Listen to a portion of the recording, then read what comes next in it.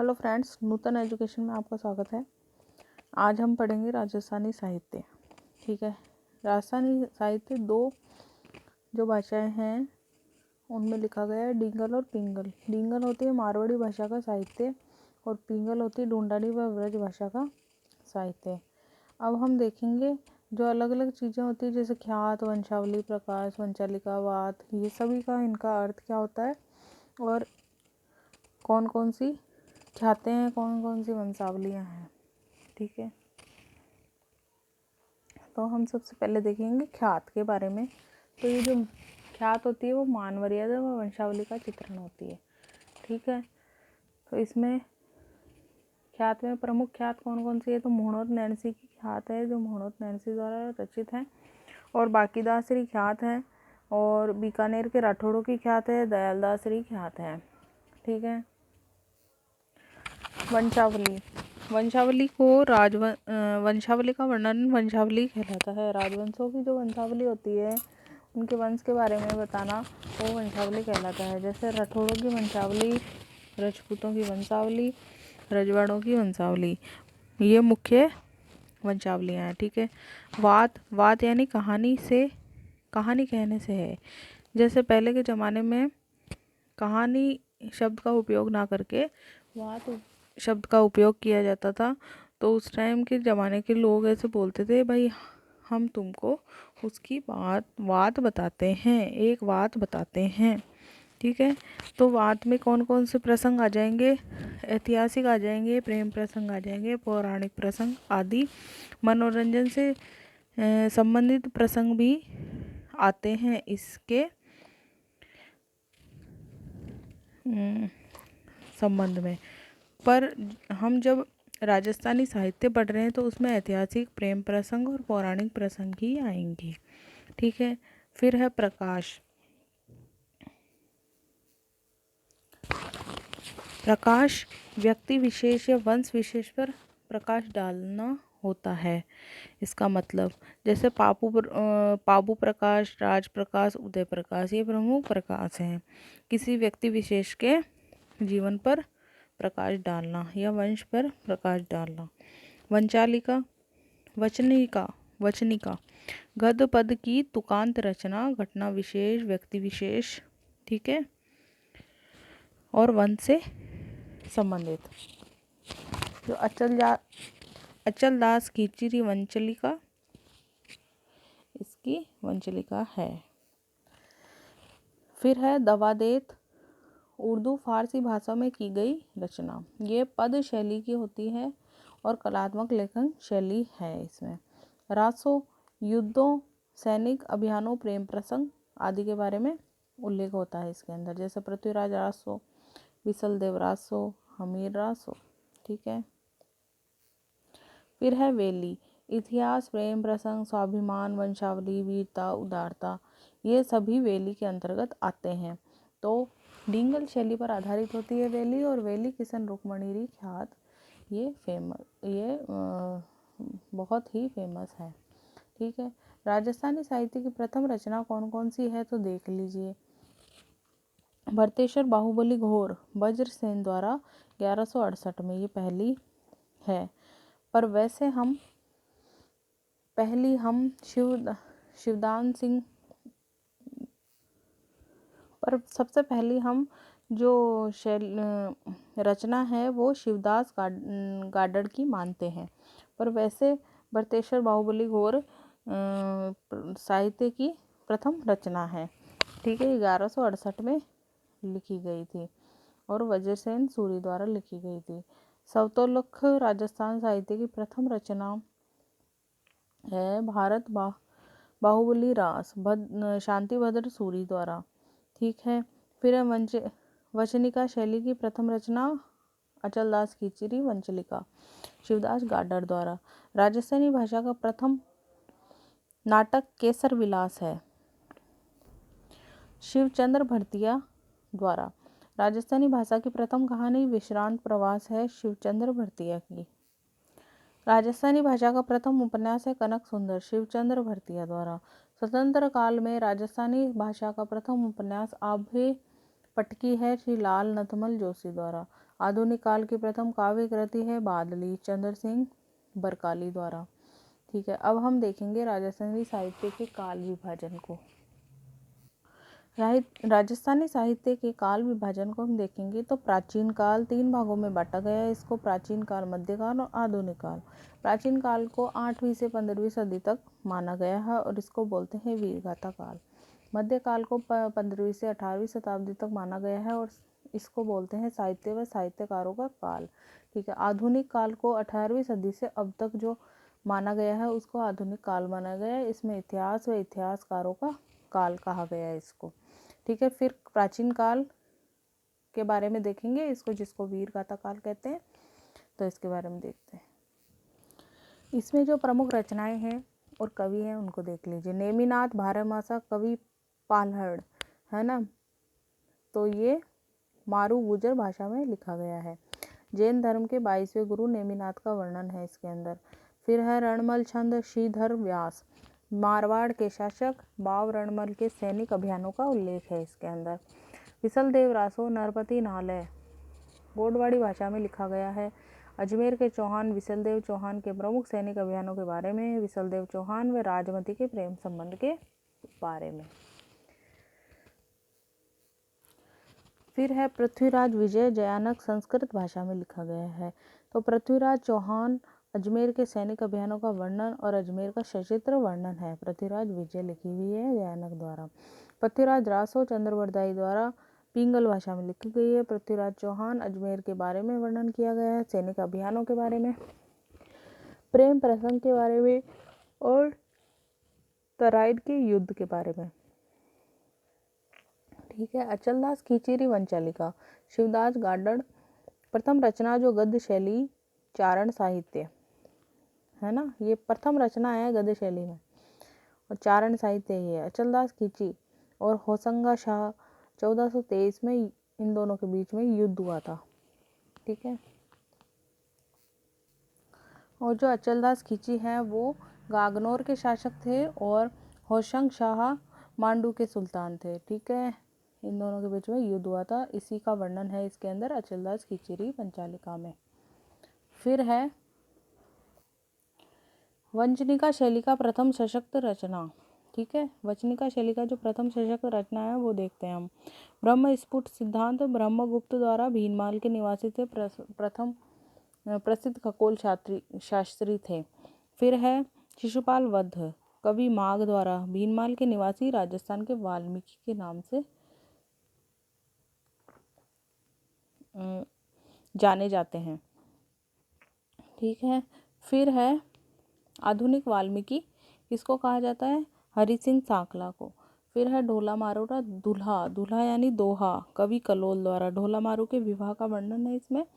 ढोला इसके अंदर 3 वर्ष की थी और मारू कितने थे, नहीं मतलब ढोला इसमें 3 वर्ष के थे और मारू इसमें 1.5 वर्ष की थी। ठीक है, इनके विवाह का वर्णन है। फिर हम देखेंगे राजस्थानी साहित्य का मध्यकाल। पहले हमने देखा प्राचीन काल, अब हम देखेंगे मध्यकाल। तो इसमें बीठू राजा बीकानेर राज्य के हैं और राठौर वंश के शासक थे और यह इनके जो दरबारी कवि थे राव बीका, राव लूणकरण, राव जयसी, राव कल्याणमल, महाराजा राय सिंह, ये सभी इनके दरबारी कवि थे। ठीक है, राव जयसी रो छंद, ये राव जयसी द्वारा था लिखित और राव बीका, लूणकरण और राव जयसी का इतिहास है इसके अंदर और संपादक करता है इसमें लुइजी पियो तेसितोरी, ये इसके संपादक करता है। कवि दुर्साहाड़ा, दुर्साहाड़ा यह क्या थे, अकबर के दरबारी कवि थे और जो कालांतर में सिरोही के शासक सुल्तान देवड़ा के दरबार में चले गए थे अकबर से नाराज होकर। ठीक है, और इनकी रचना कौन कौन सी और इन्होंने कौन कौन से शासकों के बारे में ज़्यादा लिखा था, एक तो रावचंद्र सेन मारवाड़ के थे और महाराणा प्रताप मेवाड़ के थे और सुल्तान देवड़ा सिरोही के थे। इन 3 शासकों के बारे में कवि दुर्साहाड़ा ने बहुत लिखा था। प्रमुख ग्रंथ कौन से थे कवि दुर्साहाड़ा के, तो विरुद्ध छतहरी और कीरतार बावनी, राव अमर सिंह, गज सिंह धोतरी। ठीक है। फिर है कबीर दूरसा आडा की पीतल की प्रतिमा सिरोही जिले के अचलगढ़ क्षेत्र में है। ठीक है। और दूरसा आडा ने सबसे ज़्यादा सिरोही के सुल्तान देवड़ा के बारे में बहुत सारी चीज़ें और इन तीनों शासकों के बारे में खूब लिखा था और उनके वीरता का उल्लेख किया था। ठीक है। कवि पद्मनाभ सोनगरा शासक अखीराज जालोर के दरबारी कवि थे ये। ठीक है। जो सोनगरा शासक थे अखीराज जालोर के, उनके दरबारी कवि थे। प्रमुख ग्रंथ कानड़देव प्रबंध। ठीक है। युद्ध का उल्लेख लिख करा हुआ है इसके अंदर। फिर है कवि पृथ्वीराज राठौड़। कवि पृथ्वीराज राठौड़ राव बीका, राव लूणकर, जयसी, राव कल्याणमल, ये सभी इनके बारे में लिखा था इन्होंने। और ये अपनी कविताएं कौन से नाम से लिखते थे? तो पीथल के नाम से ये अपनी कविताएं लिखते थे। ठीक है। और जो राव कल्याणमल है वो 1570 में नागौर दरबार चले गए थे, अकबर की अधीनता स्वीकार कर ली थी। ठीक है।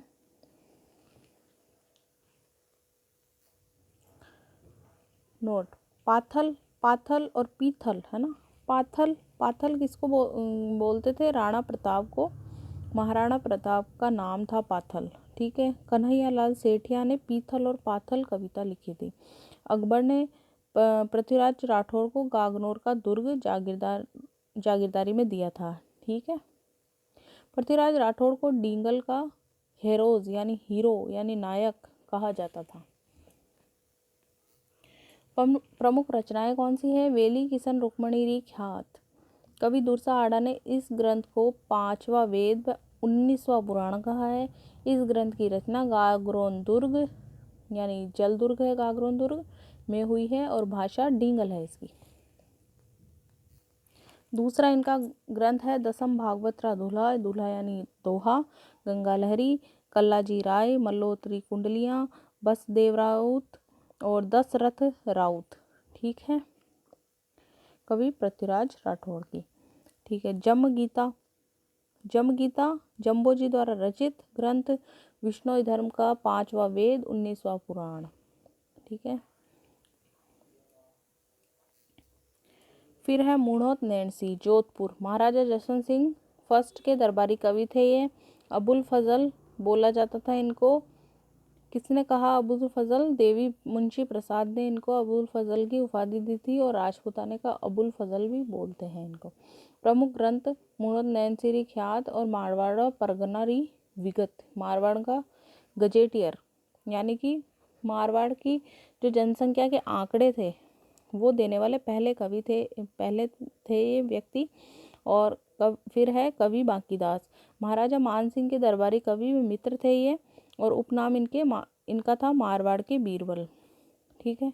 इनके प्रमुख ग्रंथ हैं चेतावनी के गीत अंग्रेजों के विरुद्ध, बांकीदास री ख्यात, भूरजाल भूषण, दातार बावनी, नीति मंजरी, मान जसो मंडन, कुकवि बत्तीसी। सभी ग्रंथों का संग्रहण बांकीदास की ग्रंथावली में है। ठीक है। अबुल फजल ये नागौर के और अकबर के नवरत्नों में सम्मिलित थे।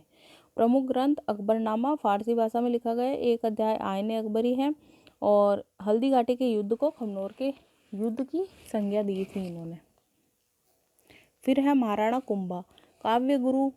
महाराणा कुंभा के कौन थे? कान्हा व्यास। संगीत गुरु थे सारंग व्यास और चित्रकला के गुरु जैनाचार्य हीरानंद। ठीक है। अब राणा कुंभा के संगीत शास्त्र में 4 ग्रंथ आते हैं। संगीत राज सर्वश्रेष्ठ 5 भागों में विभक्त है ये। संगीत रत्नाकर, संगीत मीमांसा, सूंद, प्रबंध। ठीक है। और प्रमुख ग्रंथों में कौन कौन से हैं तो देखिए, रसिक प्रिया की टीका, गीत गोविंद, कामराज रतिसार कामशास्त्र पर आधारित है, एकलिंग महात्म्य, कुंभा व कान्हा व्यास। ठीक है। मंडन महाराणा कुंभा के शिल्पी थे और इन मंडन द्वारा रचित ग्रंथ कौन से थे? राजवल्लभ शिल्प शास्त्र पर आधारित था। वेद मंडन आयुर्वेद पर आधारित था। रूप मंडन मूर्तिकला पर आधारित था। शगुन मंडल ज्योतिष कला पर आधारित था। प्रसाद मंडन भवन निर्माण कला पर आधारित था। कोदंड मंडन धनुष विद्या पर आधारित था। महाराणा सावत सिंह या नागरीदास ये कहाँ के थे? किशनगढ़ अजमेर डिस्ट्रिक्ट के। नागर सामुच्चय के नाम से कविताएं लिखते थे। राजपाट से संन्यास ले लिया था। वृंदावन चले गए थे और नागरीदास अपना नाम रख लिया था। बणी ठणी विष्णुप्रिया उनका नाम है और इनकी प्रेमिका थी और ये इंडियन मोनालिसा इनको कहा जाता है बणी ठणी को। सवाई प्रताप सिंह जयपुर के थे। ब्रजनिधि नाम से कविताएं लिखते थे। महाराणा जसवंत सिंह फर्स्ट मारवाड़ के थे। प्रमुख ग्रंथ इनका भाषा भूषण। महाराव राजा बुद्ध सिंह ये बूंदी के थे। राजस्थानी साहित्य का आधुनिक काल। अब हम पढ़ेंगे, हमने पढ़ा प्राचीन काल, मध्यकाल और अब हम पढ़ेंगे आधुनिक काल। ठीक है, 18वीं से अब तक। डींगल परंपरा और पिंगल परंपरा ये दोनों परंपराएं इसमें चलती है। तो डींगल परंपरा में मारवाड़ी भाषा में लिखा गया साहित्य, पिंगल में ब्रज भाषा और ढूंढाड़ी भाषा का साहित्य रूप पिंगल कहलाता है। फिर है डिंगल साहित्य रूप, डिंगल मतलब साहित्यिक रूप जो है डिंगल कहलाता है। ठीक है, पिंगल भाषा सर्वाधिक भाटों द्वारा उपयोग में लाई जाती। डिंगल शब्द का प्रयोग किसने किया? कवि बाकीदास ने सर्वप्रथम किया। डिंगल की उत्पत्ति गुजरी अपभ्रंश से हुई है। ठीक है, और पिंगल की उत्पत्ति शौरसेनी अपभ्रंश से हुई है। प्रमुख ग्रंथ कौन कौन से हैं डिंगल और पिंगल के? तो डिंगल के प्रमुख ग्रंथ हैं राज रूपक, अचल दास खींचीरी वंचलिका, राव जयसी रोचंद, ढोला मारूरा दुल्हा यानी दोहा, वेली किशन रुक्मणी रिख्यात। फिर है पिंगल की पृथ्वीराज रासो, रतन रासो, हुमायूं रासो, विजयपाल रासो, वंश भास्कर। ठीक है, अब हम देखेंगे प्रमुख मुस्लिम ग्रंथ। ठीक है, तारीख़ फरिश्ता मोहम्मद कासिम फरिश्ता द्वारा लिखी, तारीख़ फरिश्ता मोहम्मद कासिम फरिश्ता द्वारा लिखा गया ग्रंथ है। और मेवाड़ के महाराणा कुंभा के बारे में इसमें जानकारी है और मारवाड़ के शासक राव रणमल का उल्लेख है। मेवाड़ व इंडर राज्य के मध्य जो संबंध थे उनका उल्लेख है इसमें तारीख़ फरिश्ता में। और अकबर द्वारा अजमेर में करवाए गए निर्माण कार्यों की जानकारी है और अकबर का किला बनवाया गया इसकी जानकारी है। ठीक है, तारीख़ फिरोज शाही जियारुद्दीन बरनी है ना, तो किसने लिखा था ये? जियारुद्दीन बरनी ने। और रणथंबोर दुर्ग पर हुए मुस्लिम आक्रमणों का वर्णन मिलता है इसके अंदर। ठीक है, जलालुद्दीन खिलजी का आक्रमण 1291 और 92 का इसमें उल्लेख है। ठीक है, किसमें? तारीख़ फिरोज शाही में। अलाउद्दीन खिलजी का आक्रमण जो 1301 का था उसका भी उल्लेख इसी के अंदर है। ठीक है, फिर है तारीख़ शेरशाह, ये लिखा था अब्बास खां शेरवानी ने।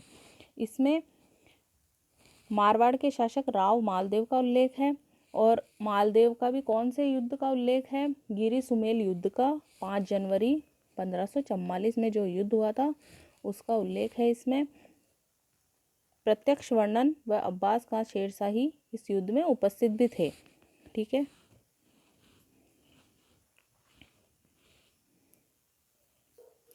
फिर है तजुके बाबरी, जहरुद्दीन मोहम्मद बाबर की आत्मकथा। बाबर जो था उसकी आत्मकथा से संबंधित है। मुगल वंश का जो संस्थापक था जहीरुद्दीन मोहम्मद बाबर, उसकी आत्मकथा है ये। भाषा तुर्की भाषा, एकमात्र मुगल बादशाह की आत्मकथा तुर्की भाषा में लिखी गई है। ठीक है, और फारसी भाषा में इसका अनुवाद बाबरनामा के नाम से किया गया है तजुके बाबरी का।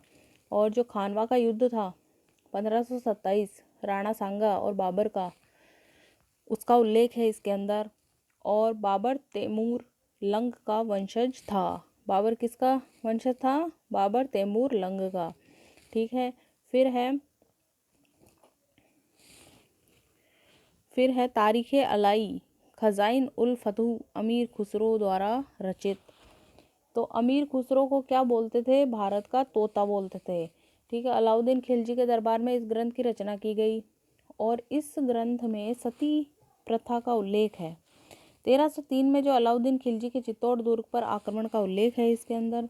अलाउद्दीन खिलजी ने चित्तौड़गढ़ दुर्ग जीतने के बाद ये दुर्ग अपने पुत्र खिजर खां को सौंप दिया था। इस दुर्ग का नाम भी खिजराबाद रख दिया था। ठीक है। पर एक बात और है, इसमें तारीख अलाई और खजाइन उल फतह में जो केसरिया और जौहर है उसका कोई उल्लेख नहीं मिलता इसके अंदर। ठीक है। तो अगर आपको वीडियो पसंद आई तो लाइक और शेयर और सब्सक्राइब करें और ज़्यादा से ज़्यादा इसको आगे बढ़ाएं और ज़्यादा से ज़्यादा देखें, ज़्यादा से ज़्यादा लाइक करें। ठीक है। बहुत बहुत धन्यवाद।